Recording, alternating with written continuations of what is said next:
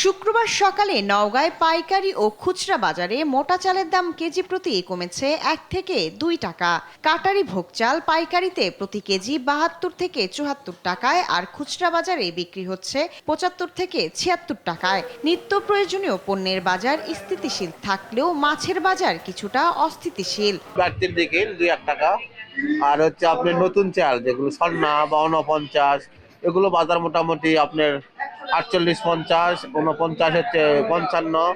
আসলে গত সপ্তাহে আমি আসছিলাম, তখন সবজির দাম কম ছিল, আজকে আবার দেখতেছি হঠাৎ একটু বেশি। বাজার এখন বর্তমানে এখন বেশি, 1600 কিনলাম, বেচছি 45। সিম কিনলাম ওটা 30, বেচছি 40। ময়মনসিংহের বাজারে সব ধরনের সবজির দাম ঊর্ধ্বমুখী।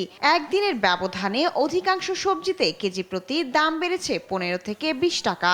ব্যবসায়ীরা বলছেন কুয়াশার কারণে আমদানি না থাকায় সবজির দাম বেড়েছে। কাল একটা কবি ছিল 15-20, আজকে একটা 40-35। মাল আমদানি কম, আমদানি আইছে না কুয়াশার কারণে। নতুন বছরের শুরুতে চট্টগ্রামের বাজারে সবজি ও ডিম, মুরগি সহ আরো কয়েকটি পণ্যের দাম কমেছে। মাছ, মাংস, মুদি পণ্য, চালের বাজার এখনো অস্থিতিশীল রয়েছে। নগরীর বাজারগুলোতে শীতকালীন সবজি 30 থেকে 50 টাকার মধ্যে নেমে এসেছে। বেগুন, ফুলকপি, বাঁধাকপি, মূলা প্রতি কেজি বিক্রি হচ্ছে 30 থেকে 40 টাকায়।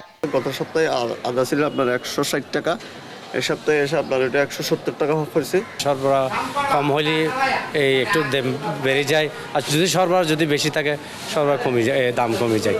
মুন্সিগঞ্জের বাজারে সব ধরনের চালের দাম কেজি প্রতি 3 থেকে 4 টাকা কমেছে। স্থিতিশীল রয়েছে অন্যান্য পণ্যের দাম। নাগালের মধ্যে নাই, কিছু কিছু দাম ঊর্ধ্বগতি আছে। বাজার মনিটরিং আরো জোরদার করে পরিস্থিতি স্থিতিশীল করবে প্রশাসন, এমনটাই প্রত্যাশা ক্রেতাদের। শায়লা খান, নিউজ ডেস্ক, দেশ টিভি।